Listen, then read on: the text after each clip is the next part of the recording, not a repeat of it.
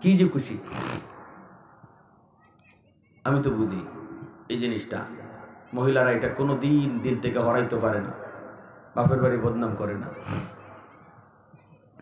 বাপের বাড়ির কথা বলতেও পারে না। এমনকি যদি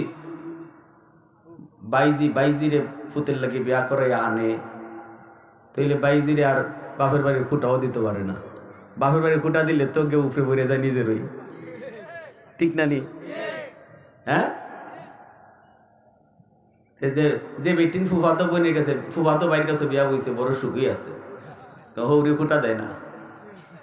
খুঁটা দিলে তো নিজের উপরে পড়ে। যদি খালি কইব বাপ মা কোথায় শিখাইছে নানি, বাপের বাড়ি কোথায় শিখছো নানি, তখন কই উঠবো আমার বাপের বাড়ি তোমার বাপের বাড়িতে এক বাপের বাড়ি ওই।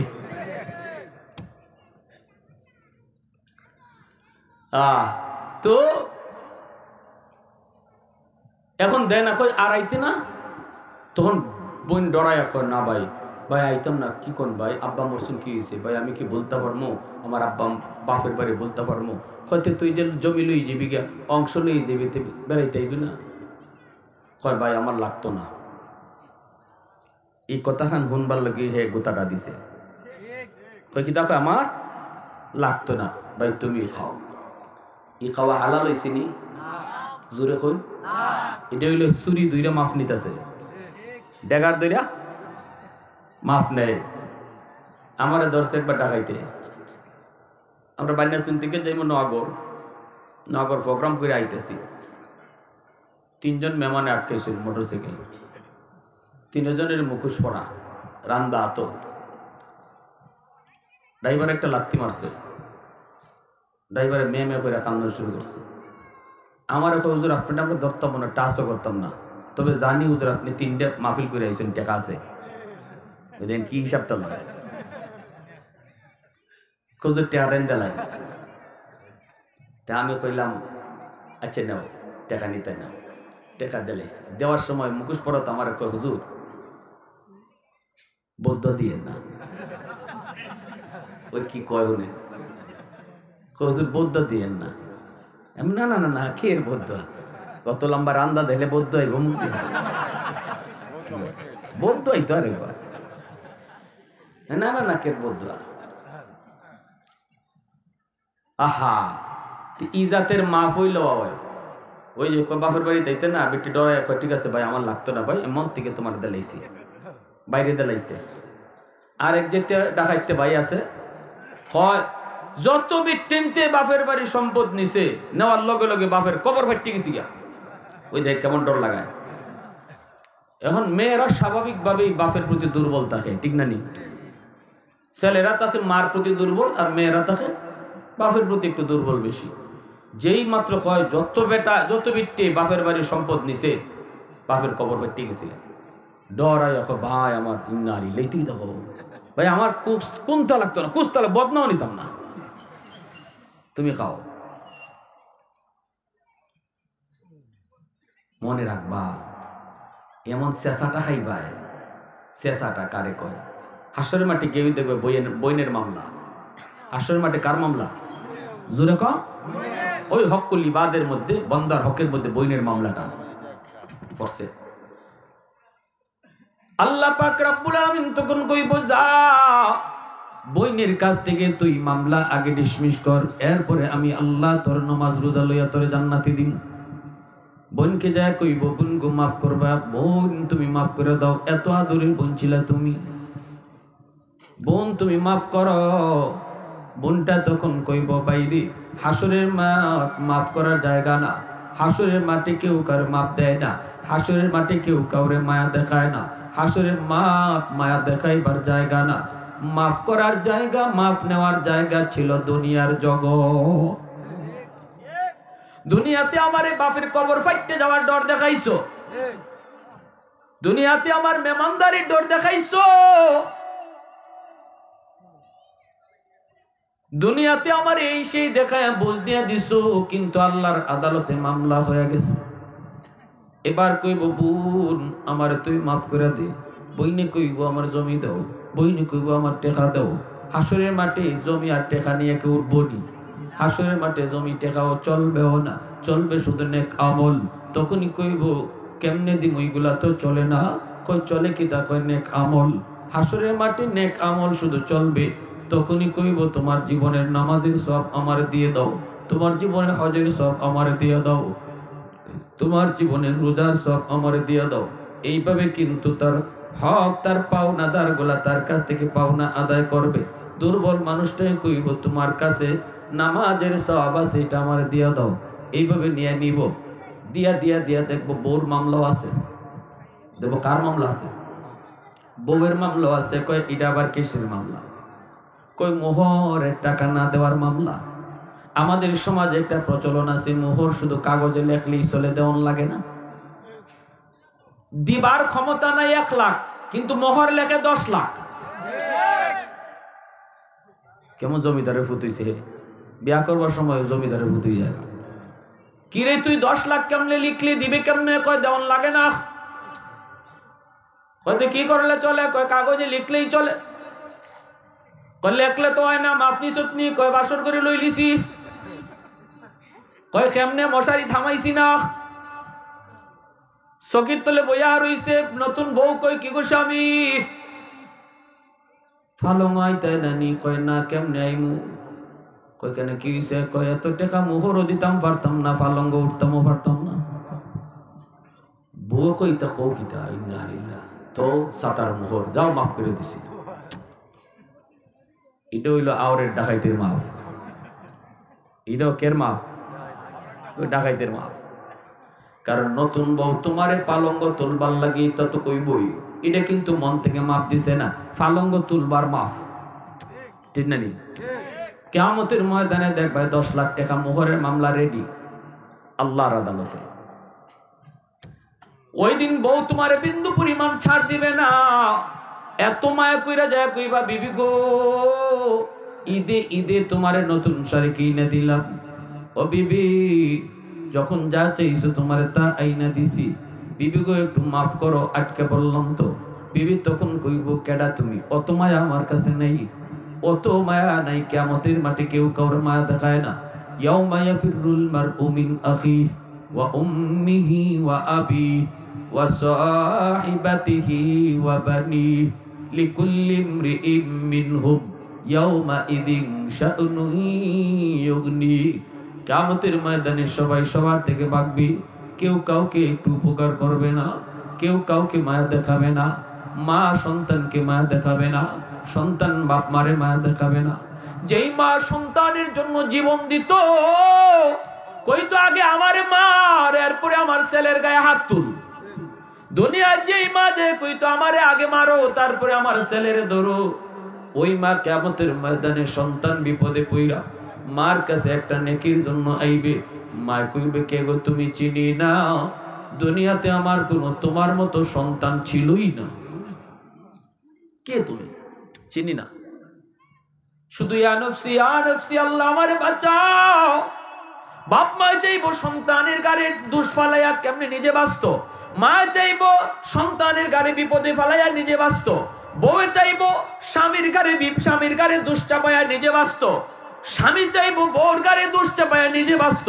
কে কারে বিপদে ফালাইয়া নিজে বাঁচতে পারে, সেই চিন্তায় হাসরের মাঠে সবার একই চিন্তা থাকবো, আল্লাহ আমারে বাঁচাও, আমারে বাঁচাও। কেউ কইতো না আল্লাহ আমার আম্মা কই, কেউ কইতো না আল্লাহ আমার আব্বা কই, কেউ কইতো না আল্লাহ আমার স্বামী কই। হাসরের মাঠে কেউ কাউরে খুঁজবে না রে যুবক। আজকে যে স্ত্রীর জন্য তুমি হারাম কামাই করতেছো, আজকে যে স্ত্রীর মায়া পইরা তুমি সুদের ব্যবসায় জড়াইছো, আজকে যে স্ত্রীর মায়া পইরা তুমি অন্যায় কাজে জড়িত হইছো, ওই স্ত্রী কিয়ামতের ময়দানে বিন্দু পরিমাণ তোমারে মায়া দেখাবে না।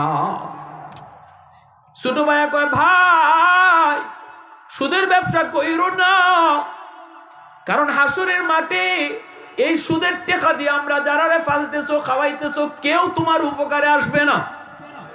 বড় ভাই কয়, কসকি তুই? রক্ত পানি করতেছি, বউ বাচ্চা ফালতেছি, এরা আমার উপকারে আইতো না, আমার সাহায্য করতো না। কয় না।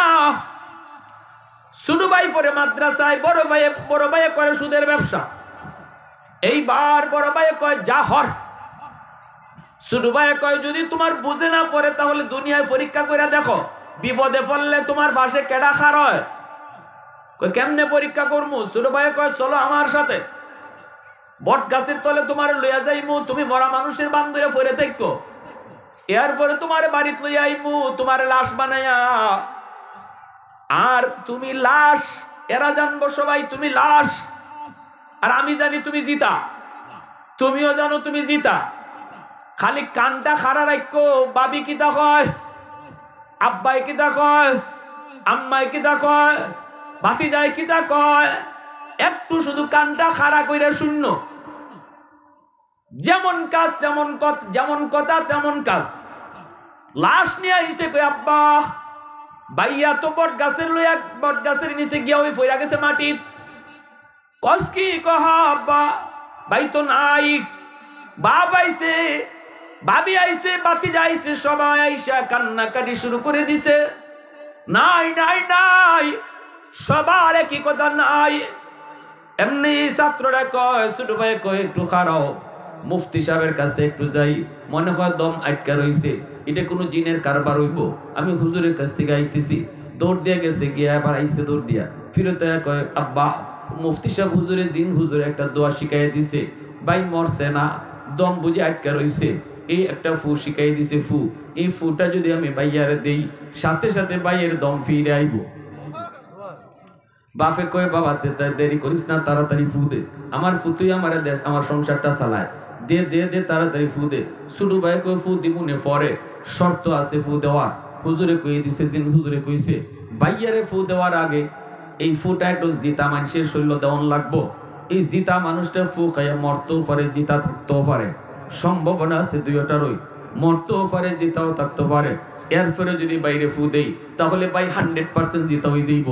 ও আব্বা, আমার বাইটা এত কষ্ট কইরা হালাল হারাম না বুঝিয়া তোমরা খাওয়াইতেছে ফালতেছে, এই বাইটারে বাঁচাইবার লাগি আব্বা তোমার শরীর ফুটা দিমুনি।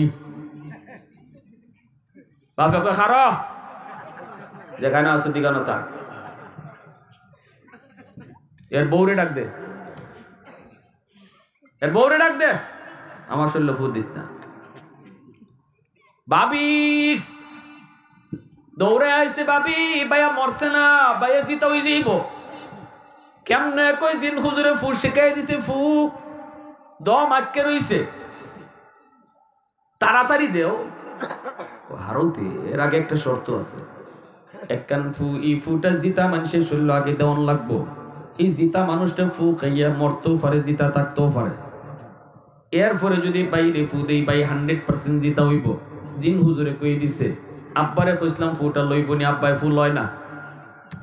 ও বাবি, তুমি তো আমার ভাইয়ের জানের জান, ফরানের ফরান, ঈদে ঈদে শাড়ি দিছে, অলংকার দিছে, এই বাইটারে বাঁচাইবার লাগি তোমার শরীর ফু দিমুনি। এমনি বাবি কয়, যেখানে আসি গানে খারো, যে মরছে হই মরুক, যে মরছে মরা বেটা শুনতেছে নি, জোরে মাতবা, মরা বেটা শুনিনি, এ মরা না জিতা। মনে মনে কয় কিতা কইলে, যে বেটা মরছে হই মরু, দেখারো জিতা হইলে, খালি জিতাটা হইয়া লই। ডাক দিছে, বাতিজা তোমার আব্বা জিতা হইব, ফু একটা লইবাইনি, তোমার মায়া লয় না, তোমার দাদা লয় না। বাতিজারে মেট্রিক পরীক্ষা পাস করছো, মোবাইল কিনে দিছে, ইন্টারমিডিয়েট পাস করলে তোমার হুন্ডা কিনে দিব। এত মায়া করে আমার ভাইটাই তোমার এই বাপরে বাসে ইবার লাগি ফুটা তুমি শরীর নিবাইনি। এমনি বাতিজা কয়, চাচা যেখানে আছো এখানেই থাকো, আজ থেকে তুমি আমার আব্বা। আমার বাপুই পাল্টাইছে। এমনি মরা বেটা উঠতে দিছে দৌড়, এক দৌড় মুফতি সাহেবের দ্বার গিয়া কো, হুজুর তওবা করলাম, জীবনে আর সুদ খাইতাম না, বুঝ হয়ে গেছি গে হুজুর, আমার জন্য কেডায় কদ্দুর করবো, একটাই হয় যেটা মরছি এটাই মরুক, আর ফুলায় আব্বই বদলাইলাই, দরকার নাই হুজুর আর জীবনে হারাম কাজ হইতাম না। এজন্য আজকে মনে রাখো, যে বিবির জন্য এত মায়া এত দরদ, যেই সন্তানের মায়া দরদে পড়ে তুমি হারাম কামাই করতেছো, যুবক মনে রাখবা কিয়ামতের মাঠে এই সন্তান তুমি বাপরে পরিচয় দিত না, এই স্ত্রী তুমি স্বামীর পরিচয় ঠিক মতো দিবে না। এজন্যই আল্লাহ পাক রব্বুল আলামিন কইব, মামলা ডিসমিস করো, এরপরে জান্নাতে যাও। এটা হকুল ইবাদ, বান্দার হক। আমি আল্লাহ এই ব্যাপারে কিছু জানি না, আমার হক নষ্ট করেছো, যাও আমি মাফ করে দিলাম। কিন্তু মানুষের হক যা নষ্ট করেছো এই ব্যাপারে আমি আল্লাহ কিছু জানি না, তুমি মামলা ডিসমিস করো। আমাদের সমাজে আবার কিছু পুরুষ আছে স্ত্রীর উপরে জুলুম করে, নির্যাতন করে, বউর উপরে টর্চারিং করে, গালাগালি করে, হাত উঠায়। এটাও কিন্তু মামলা, কারণ দুর্বলের মামলা। ঘরের ভিতরে আমার স্ত্রী হলো সবচেয়ে বেশি দুর্বল। এই যুবক, মদিনার মসজিদে আমার নবীদার নবীর একটা ঘটনা শুনো, অনেক মর্মান্তিক একটা ঘটনা, বড় কষ্টের একটা ঘটনা। নবীজি ইন্তেকালের আগ মুহূর্তে নবীজি বুঝে গেলেন হয়তো দুনিয়ায় আর বেশি দিন বাঁচবেন না। নবীজি একদিন মসজিদে নবীর মিম্বরে বৈশা নবী কয়, সাহাবীরা রে, ও সাহাবীরা শোনো, হয়তো আমি নবী আর দুনিয়ায় বেশি দিন বাঁচবো না। আমার কাছে তোমাদের কারো কোনো পাওনা যদি তাকে বলো, কারো কোনো পাওনা যদি তাকে বলো, আমি পাওনাটা পরিশোধ করে দিতে চাই। কারণ কারো মানুষের হক আল্লাহ পাক কিয়ামতের ময়দানে মাপ দিবে না। এমনকি আমি নবীর কাছেও যদি তোমাদের কারো কোনো পাওনা থাকে রে, আল্লাহ এই ব্যাপারেও কোনো ছাড় দিবে না। এজন্যই বলি, আসনি এমন কেউ আমার কাছে তোমাদের কোনো পাওনা, অথবা আমি তোমাদের কারোকে কষ্ট দিয়েছি, কারো উপরে জুলুম করেছি, জান্না অজান্না তুমি মনের ভিতরে কষ্ট রাখছো, অথচ আমি জানি না তুমি আমাকে মাপ দেও নেই, এমন কেউ আসনি একটু কও, তাড়াতাড়ি দাঁড়াও দাঁড়াও। সাহাবায়ে কেরাম কয়, নবী গো, না গো নবী, আমাদের মনের ভিতরে আপনার প্রতি কোনো অভিযোগ নাই, আপনার প্রতি আমাদের কোনো অভিযোগ নাই, কোনো পাওনা নাই। এই অবস্থায় একজন মানুষ দাঁড়ায় গেল, কয়, ইয়া রাসূলুল্লাহ, আমার একটা জিনিস পাওনা আছে আপনার কাছে। মসজিদে নববীর সাহাবায়ে কেরাম নীরব, নিস্তব্ধ হয়ে গেল মদিনার মসজিদ। সাহাবী দাঁড়ায় কয়, আমি আপনার কাছে একটা জিনিসের পাওনা আছি গো নবী। আল্লাহর নবী তখন বলতেছে, কি পাওনা বলো। সাহাবী কয়, নবী গো, একদিন আপনি ঘোড়ার পিঠে উঠছেন, চাবুক মারবেন, আমি আপনার ঘোড়ার পাশেই দাঁড়ানো ছিলাম, চাবুকটা ঘোড়ার পিঠে পড়ছে না, পড়ছে আমার পিঠো, আমার পিঠো চাবুকটা পড়ছে গো নবী। এই চাবুকটা আমার পিঠে পড়ছে, এই চাবুকের বাড়িটা আপনার কাছে আমার পাওনা। আল্লাহু আকবার, জোরে বলো। মদিনার মসজিদ নীরব, হওয়ারই তো কথা নীরব, নিস্তব্ধ হয়ে গেল। সাহাবী নবীর পিঠে বাড়ি দিতে চায়, চাবুক মারতে চায়। সাহাবীরা নবীর, আল্লাহ নবীর পাশেই সাহাবীরা দাঁড়ানো। নবী তখন বলে, আসো, দ্রুত আসো, হাতে চাবুক নেও, আমি নবীর পিঠে আমি যেভাবে মারছি এইভাবেই তুমি মারো। সাহাবী দাঁড়ায় গেছেন চাবুক মারার জন্য। নবীর পাশে আসবেন, আবু বকর সামনে যায় দাঁড়ায়, ভাই তুই এটা কি করো? আমার দয়ার নবী দু জাহানের বাদশার পিঠে তুই চাবুক মারবি, তুই তারে মাফ করবি না? নবী কয়, আবু বকর সরখ। ওমর দাঁড়ায় গেছে, ওমরে কান্না করে, ভাই যাইস না, যাইস না, আমার নবীর, যেই নবীর পিঠে মশা মাছি বয় না, আমার যেই নবীর পিঠে মশা মাছি বসা হারাম রে, ওই নবীর পিঠে বুঝি তুই যে চাবুক মারবি? নবী কয়, ওমর রাস্তা ছাড়ো। সাহাবীরা একে একে আটকাইতে চায়, নবী সবাই আটকায় দেয়, না না, কেউ তোমরা তারে আটকায়ও না, আমি কারো পাওনা লইয়া কবরে যাইতে চাই না। নবী শেষ সময় উম্মতকে শিখায় গেছে, উম্মতের দল, কবরে যাইও, কিন্তু মানুষের পাওনা লইয়া কবরে যাইও না, কারণ এটা আল্লাহ মাপ দিবে না, মাপ দিবে না। ভয়ঙ্কর কবিরা গুনাহ, ভয়ঙ্কর কবিরা গুনাহ। না না, আল্লাহর আদালতে মানুষের মামলা নিয়ে উইটো না, এটা আল্লাহ কখনো মাপ দিবে না। নবী শেষ সময়ে সেটা বোঝানোর জন্য বলতেছে, সাহাবীরা তার রাস্তা ছাড়ো, সাহাবীরা তার রাস্তা ছাড়ো। সাহাবী সামনের দিকে আসতেছেন, নবীজির পাশে চলে আসলেন। আল্লাহ নবীর কাছে আইসা নবীজি তার পিঠটা দিয়ে দিলেন। মদিনার মসজিদ বড় সাহাবী সবাই কান্না শুরু করে দিছি, সবাই চোখ দিয়ে পানি পড়তেছে, আর খালি কইতেছে, না এমনটা করিস না, করিস না, করিস না। অথচ সাহাবী চাবুক হাতে নিয়ে আনিছে, আল্লাহ নবী পিঠটা দিয়া দিছেন। এই অবস্থায় সাহাবী কয়, নবী গো, আমার পিঠে যখন আপনি চাবুক মারছিলেন তখন আমার পিঠটা খালি ছিল, আমার পিঠে কোনো জামা ছিল না গো নবী। যদি 100 বদলা নিতে হয়, পাওনা পরিশোধ করতে হয়, আপনার শরীরের জামাও খুলতে হবে। সুবহানাল্লাহ। পুরা মসজিদ নীরব নিস্তব্ধ হয়ে গেছে, সবার চোখে কান্না। কয় কি, আমার রসুলের পিঠে বাড়ি মারবো চাবুক দিয়া, আবার কয় আপনি জামা খুলেন। আল্লাহ নবী জামা খুলে ফেলতেছেন। আল্লাহু আকবার জোরে কও। নবীজি জামা খুলে ফেলতেছে, আর মদিনার মসজিদটা যেন কাঁপতেছে। মসজিদে নববী, সবার চোখ দিয়া পানি, সবাই তাক হয়ে অবাক হয়ে, কেউ কিছু বুঝতেছে না কি হইতেছে।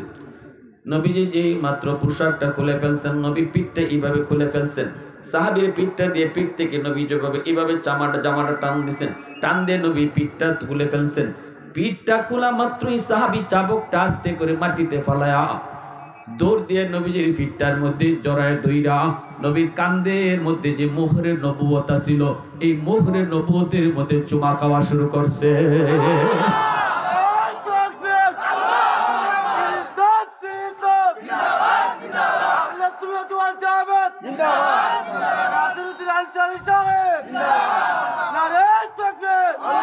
कौनैन मुख्तार खुदा तुमको बनाया, कौनैन मुख्तार खुदा तुमको बनाया, उम्मत का निगाहबान खुदा तुमको बनाया, उम्मत का निगाहबान खुदा तुमको बनाया। मौला मेरा आका मेरा रहमत की नबी है, ताजदार मदीना है तुम्हारे अरबी है, ताजदार मदीना है तुम्हारे अरबी है। अशजार ने देते हैं नबूवत के शहादत, तशकीक कमर में है तो अंगुल की इशारा, तशकीक कमर में है तो अंगुल की इशारा। मुसलमाনের আওয়াজে কও আল্লাহু আকবার। সাহাবী চিৎকার দিয়া কই, নবী গো, আমি চাবুক দেওয়ার নিয়তে আপনার পিঠের জামা খুলাই নাই, মূলত মোহরে নবুয়তে চুমা দেওয়ার জন্য। সুবহানাল্লাহ। ভাইরা বন্ধুরা, জন্য নবী শিখায় গেছে উম্মতকে, উম্মতের দল। আমার নবী তো 100% শিওর ছিলেন নবীর পিঠে চাবুক মারবে। রহমতের নবী চাবুক মারা সহ্য করে নিছেন, মাইন্না নিছেন, উম্মতকে শিখায় গেছেন উম্মতের দল, আমি নবী যদি আমার পিঠে চাবুকটা নিয়ে কবরে যেতে চাই, তাহলে তোমরা তোমাদের কবরে কেমনে যাইবা? অমুকের পাওনা লইয়া, তমুকের পাওনা লইয়া, অমুকের মনে কষ্ট দিয়া, বউর মনে কষ্ট দিয়া, মার মনে কষ্ট দিয়া। মনে রাখবা, একজন মা সন্তানের প্রতি যদি অসন্তুষ্ট থাকে, যুবক, বান্দার হকের ভিতরে বাপমার হক হলো সবচেয়ে বড় হলো বাপমার হক। এজন্য আল্লাহ পাক পবিত্র কুরআনুল কারীমে বান্দার হকের আলোচনা যেখানেই করেছেন, সেখানেই বাপমার হকের কথা আগে আনছেন। ওয়া কাদা রাব্বুকা আল্লা তা'বুদু ইল্লা ইয়্যা ওয়া বিল ওয়ালিদাইনি ইহসানা আনিশকুরলি ওয়া লিওয়ালিদাইক। কুরআনুল কারীমের ভিতরে আল্লাহ পাক তার হকের কথা যেখানে কইছেন, এখানেই বাপমার হকের কথাও বলছেন। আল্লাহ পাক বুঝিয়ে দিচ্ছেন, মনে রাখো, কোন সন্তানের উপরে যদি বাপমার মামলা থাকে, সে জিন্দেগিতে কোনোদিন জান্নাতে যেতে পারবে না। বাপমার মামলা যদি থাকে, যুবক, মারে তুমি কষ্ট দাও, বাবারে কষ্ট দিয়েছো, মারে তুমি খাওয়াও না, বউ নিয়ে আরামে, বউ নিয়ে বাচ্চা নিয়ে তুমি খাইতেছো, অথচ বুড়া মা কষ্ট করে, বাবায় কষ্ট করে। মনে রাখবা, জিন্দেগির নামাজ, জিন্দেগির রোজা, জিন্দেগির হজ, জিন্দেগির সমস্ত নামাজ রোজা আল্লাহ পাক আটক করে দিবে। মদিনার কবরের পাশ দিয়ে আমার নবী যাইতেছেন, নবীজি দেখতেছেন অন্তর চোখ দিয়া কবরের ভিতরে একজন যুবক জাহান্নামের আগুনে জ্বলতেছে। নবীজি অন্তর চোখ দিয়ে দেখে ফেলছেন। দেখাইছেন কেডা? জোরে বলেন কেডা? আল্লাহ পাক দেখাইছেন। নবী ডাক দিয়ে কয়, সাহাবীরা রে, আমাকে আল্লাহ দেখাইছে এই কবরের ভিতরে একটা যুবক আগুনে পুড়তেছে, আর মা মা কয়ে চিৎকার করে কাঁদতেছে, সাপের কামড় খাইতেছে। আমি নবী একটু তার জন্য সুপারিশ করব। তোমরা আমার সাথে আমিন আমিন বলবা। সাহাবায়ে কেরাম নবীর সাথে আমিন আমিন বলছেন, কিন্তু যুবকের আযাব বন্ধ হয় না। নবী আবারও হাত উঠাইছেন, আযাব বন্ধ হয় না। আবারও নবী হাত উঠাইছেন, আযাব বন্ধ হয় না। এবার নবী জানতে চাইলেন, মালিক ঘটনা কি? আমার হাতের দাম তোমার দরবারে কমে গেল নাকি? আমি কি কোনো সমস্যা করেছি? আমি কি কোনো ভুল করেছি? আল্লাহ পাক কয়, না বন্ধু, তোমার কোনো ভুল হয় নাই, হাতের দামও কমে যায় নাই, তোমার হাতের দামও কমে যায় নাই। গন্ডগোল হলো অন্য জায়গায়। মার কলিজায় ব্যথা, মা এখনো দুনিয়ায় জীবিত, মরণের সময়টাতেও মা ছেলেরে মাপ দেয় নাই। মার কলিজায় ব্যথা, কলিজায় ব্যথা দিয়া সন্তান কবরে চলে আসছে। এ যুবক, কেউ জানে না কে কবরে আগে যায়, মা আগে যায় নাকি ছেলে আগে যায়, বাপ আগে যায় নাকি ছেলে আগে যায়। দুনিয়া আসার সময় সিরিয়াল মেনটেন হয়, যাবার কোনো সিরিয়াল নেই। সন্তান আগে যাবে না বাপ যাবে, দাদা আগে যাবে না নাতি আগে যাবে, কেউ জানে না, কেউ জানে না। মার কলিজায় ব্যথা, এই ব্যথা রাইকেই ছেলে মার কাছ থেকে মাফ না লইয়া, মার কলিজায় ব্যথা দিয়া, মার কলিজা খুশি না কইরা সন্তান মরণের ঘাটে এই অবস্থায় মা তারে মাপ দিছে না। বন্ধু, যতক্ষণ পর্যন্ত এই মার কলিজার কষ্ট দূর না হবে, আমি আল্লাহ তার আযাব বন্ধ করব না। নবী কয়, মালিক আমাকে রহমতের নবী বলেছ, রহমতের নবী কবরের পার দিয়া যাবে আর কবরের ভিতরে আযাব হবে? হয় না গো মালিক, হয় না, হয় না। আল্লাহ পাক রব্বুল আলামিন কয়, মায় মাফ না করলে আমি মাফ করব না। বন্ধু, তোমার সুপারিশ কবুল করবো না। অতএব বলো দেখি, মার কলিজায় বাবার কলিজায় ব্যথা দিয়া আব্দুল কাদের জিলানী, মঈনুদ্দিন চিশতিরে তোমার ঘরে যদি দাওয়াত খাওয়াইতে আনো, একজন দুইজন না, হাজারো আব্দুল কাদের জিলানী যদি তোমার জন্য হাত উঠায়, তবু আল্লাহ পাক তোমারে মাফ করবে না। কারণ আমার নবীর চেয়ে হাজার নয় কোটি আব্দুল কাদের জিলানীও নবীর সমান না। যেখানে নবীর সুপারিশটা আল্লাহ কবুল করলো না, সেখানে আমি আমার পীর সাহেবের দরবারে গরু নিয়ে গেলাম, অথচ মারে খালি কমলা খাওয়াইলাম না, মারে খুশি করলাম না, ফিরে আমি আত্মি খাওয়াইয়া খুশি করলাম। আল্লাহ খুশি হয় না, আল্লাহ খুশি হয় না। আল্লাহ কই, বান্দা বাপ মারে খুশি করলে আমি আল্লাহ খুশি হয়ে যাই। রসুলকে, রসুলের মাধ্যমে আল্লাহ জানায় দিছে, রেদার রাব্বি ফি রেদাল ওয়ালিদাইন ওয়া সাখাতুর রাব্বি ফি সাখাতিল ওয়ালিদাইন। এজন্য মায়ার নবী, দয়ার নবী কয়, সাহাবীরা তাড়াতাড়ি করে যাও, তার মাকে যে আমার সালাম জানাও। সাহাবায়ে কেরাম মহিলাকে সালাম জানাইলেন। মহিলা নবীর কাছে আসলে পরে নবী কই, মা গো, কবরটা তুমি চিনছনি? মহিলা কই, চিনছি গো নবী, আমার সন্তানের কবর।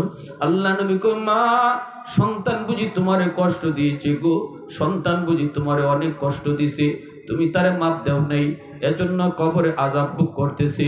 আল্লাহ আমারে অন্তর চোখে দেখায় দিছে, কবরের আযাব আল্লাহ মানুষে দেখায় না। যদি আল্লাহ কবরের আযাব মানুষে দেখাই, তোরে যুবক, রাতের বেলা কবরের পাশ দিয়া তুমি এখন যাও, দিনের বেলাও কেউ কবরের পাশ দিয়া যাইতো না। যদি মানুষকে আল্লাহ কবরের আযাব দেখাইতো, তাহলে মা মরলে পরে মার লাশ নিয়ে সন্তান কবরে যাইতো না, বাবার লাশ নিয়ে সন্তান কবরে যাইতো না। কবর দেখা যায় যদ্দূর, এর দূরের ভিতরে কেউ বাড়িঘর বানাইতো না, দুনিয়ার নিজাম পাল্টে যাইতো, দুনিয়া অচল হয়ে যাইতো। এজন্যই আল্লাহ পাক কবরের আযাব মানুষের চোখের আড়াল করে রাখছে, মানুষের চোখের আড়াল করে আল্লাহ দুনিয়ার ব্যবস্থাপনা ঠিক রাখছে। কিন্তু আল্লাহ আমার নবীর অন্তর চোখে দেখায় দিছে। নবীজি দেখতেছেন আর বলতেছেন, মা, তুমি তারে মাফ না করলে আল্লাহ তারে মাফ দিত না। আমি একবার না 3 বার তার জন্য সুপারিশ করছি, আল্লাহ আমার সুপারিশ কবুল করে না। মাগো, আমি নবী তোমার কাছে সুপারিশ করি, সন্তানটারে মাফ করে দাও। চিল্লায় চিল্লায় মা মা কইয়া কাঁদতেছে কবরে, তুমি দেখো না আমি দেখতেছি। মা কয়, নবী গো, কেমনে মাপ দিব গো নবী, কেমনে রে মাপ দিব? এই বউয়ের কোথায় প্রতি রাত আমারে মারছে, এখনো আমার পিঠে মাইরের দাগ আছে, কেমনে রে মাপ দিব? মার দিল শক্ত হয়ে গেছে, কয় না, আমি আরে মাপ দিব না। রহমতের নবী, তিনি তো এইভাবে ফালাইয়া যাইতে পারেন না। নবী যে এইবার আল্লাহর কাছে, মালিক, এখন আমি কি করবো? মার দিল তো শক্ত হয়ে গেছে, মায়ের তো মাপ দিত না। আল্লাহ, কেমনে কি করি আমার বুঝে আসে না গো। তবে মার দিলটা নরম করা দরকার। আযাবটা আমাকে তুমি যেইভাবে দেখায় দিছো, এইভাবে তার মারেও আযাবটা দেখায়া দেও। কারণ আমি নবীর বিশ্বাস, মা যদি ছেলের কবরে আযাব দেখে তাহলে মার দিল নরম হয়ে যাবে। আল্লাহ কয় বন্ধু তোমার এই সুপারিশটা আমি কবুল করলাম। সাথে সাথে কবরে আযাবের দৃশ্য আল্লাহ পাক নবীরে যেভাবে দেখাইছে এইভাবে মার চোখেও আল্লাহ দেখায় দিছে। এখন নবীও দেখতেছে, মায়ও দেখতেছে, সাহাবীরা আর কেউ দেখে না। মায় যেই মাত্র দেখছে ছেলের আযাব আগুনে পোড়ার দৃশ্য আর মা মা কে চিৎকার করার আওয়াজ, সাথে সাথে মার দিলটা নরম হয়ে গেছে। মা ডাক দিয়া কয় নবী গো আমি মাফ করে দিছি। সাথে সাথে আল্লাহ আযাবও বন্ধ করে দিছে। এজন্য বলি যুবক, দুনিয়া কার কলিজায় ব্যথা দিয়া কারে খুশি করতেছো? দুনিয়ার সব মানুষে খুশি করে লাইলো আল্লাহ খুশি হবে না যদি বাপ মা খুশি না থাকে। শ্বশুর শাশুড়িরে খুশি করো, আপত্তি নাই, কিন্তু শ্বশুর শাশুড়ি খুশি থাকলে আল্লাহ খুশি এমন হাদিস আমরা পাই নাই। হাদিস পেয়েছি বাপ মা খুশি থাকলে আল্লাহ খুশি। হক্কানি পীর বুজুর্গকে খুশি করো, অসুবিধা নাই। খাঁটি আল্লাহ ওয়ালাদেরকে খুশি করো, আল্লাহ খুশি হয়। কিন্তু হাদিস আমরা পেয়েছি বাপ মা খুশি থাকলে আল্লাহ খুশি। এজন্য বলি যুবক, হকুল ইবাদের ভিতরে বাপ মার হকটা আল্লাহ পাক সবার আগে আনছেন, সবচেয়ে বেশি গুরুত্ব দিয়েছেন। সাবধান, মানুষের হক নিয়ে কেউ চিনিমিনি খেলবা না। আল্লাহ কখনো এটা মাপ দিবে না, মাপ দিবে না। আল্লাহ তার নিজের হক কেউ নষ্ট করলে মাফ করে, কিন্তু বান্দার হক নষ্ট করলে আল্লাহ মাফ দেয়।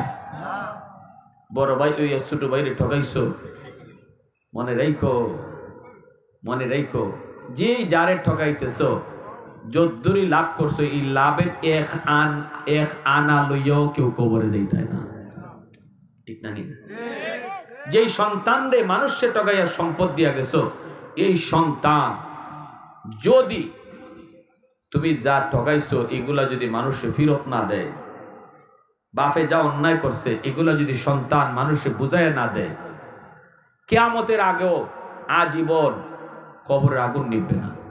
জিয়াফত কইরা কোটি কোটি টাকা গরু জবাই কইরা মানুষে খাওয়াও, বাপের আগুন নিবে না। ফাওনা মানুষের উপরে বাবা যদি কোনো জুলুম করে থাকে, কারো হক নষ্ট করে থাকে, এজন্য আল্লাহ রাসূল কইছে আদর্শ সন্তানের একটা পরিচয়, নেক সন্তানের একটা পরিচয় হলো বাবা মারা যাওয়ার পর বাবার দ্বারা কারো হক নষ্ট হয়েছে কিনা এটা খুঁজে দেখতো। দেখিয়া যদি এখানা পয়সাও বাবা কারো নষ্ট করে থাকে, আদর্শ সন্তান আর নেক সন্তানের আলামত হলো সে এই পাওনাটা পরিশোধ করত। ইনফাযু আহদিহিমা মিন বাদিহিমা, আল্লাহ রাসূল বলছেন এটা একজন নেক সন্তানের পরিচয়।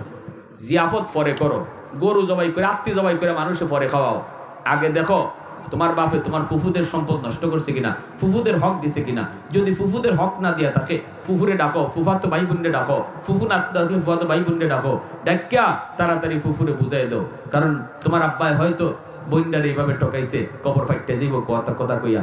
তুমি আদর্শ বাবা হইলে, নেক সন্তান হইলে এই সম্পদটা ফিরাই দাও, নাইলে কবরের আগুন নিবে না, কোনোদিন নিবে না। আল্লাহ আমাদের সহি বুঝদান করেন, সবাই বলেন আমিন, আরো জোরে বলেন আমিন, আরো জোরে বলেন আমিন। তাহলে সব সময় আমরা মানুষের হকের দিকে নজর রাখবো তো ইনশাআল্লাহ? জোরে বলেন ইনশাআল্লাহ রাখবো তো? নিজের আত্মীয় স্বজন যারা আছে, যার যতটুকু পাওনা, এই পাওনাটা পরিপূর্ণভাবে বুঝাইয়া দিব। মনে রাখবেন এ জীবন জীবন নয়, মরণের পরের জীবনটাই আসল জীবন। এ জীবন জীবন নয়, আজ নয় কাল, এখন নয় তখন, যে কোনো মুহূর্তে ডাক আসতে পারে। আল্লাহ আমাদেরকে সবাই বুঝার এবং সে অনুযায়ী চলার আমল করার তৌফিক আল্লাহ দান করুন। সবাই বলি আমিন, আরো জোরে বলি আমিন। ওয়া আখির দাওয়ানা